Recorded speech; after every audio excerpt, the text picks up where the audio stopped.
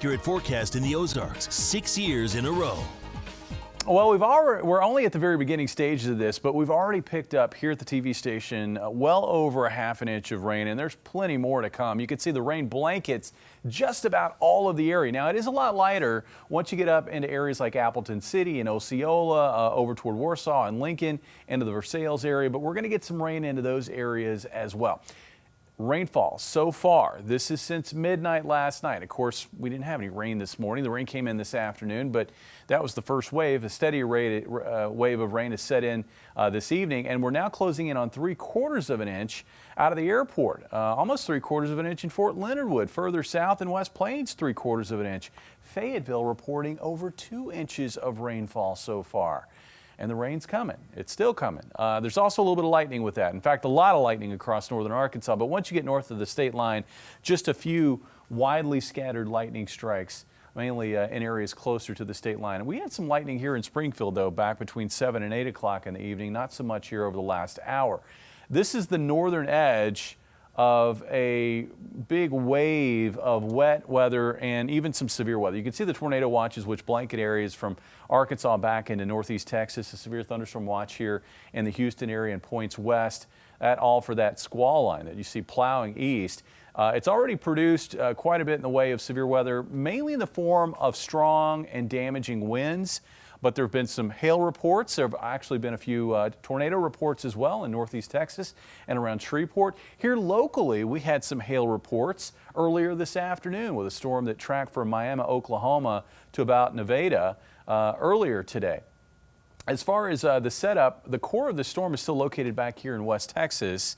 It will be making its way east overnight tonight. At the surface, we've got a surface low developing across eastern Oklahoma, and then a warm front stretches east from that. Now, we're on the north side of that warm front.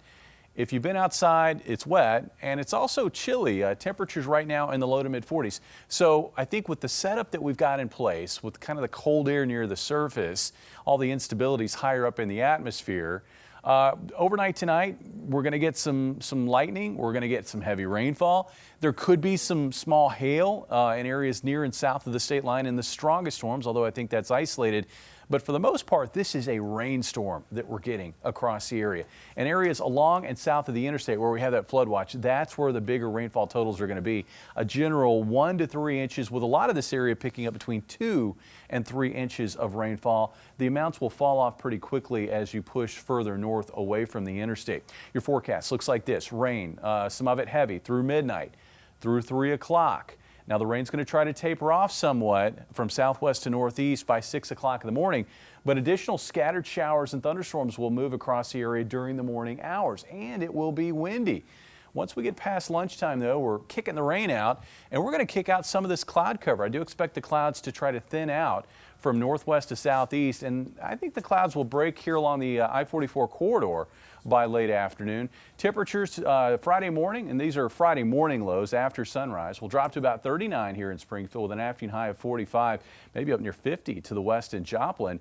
Gusty winds primarily in the morning hours, gusts of 35 to 45 miles per hour along and south of the interstate, but the winds will subside during the afternoon. Beautiful Saturday, mostly sunny, light southwest winds and a high of 61.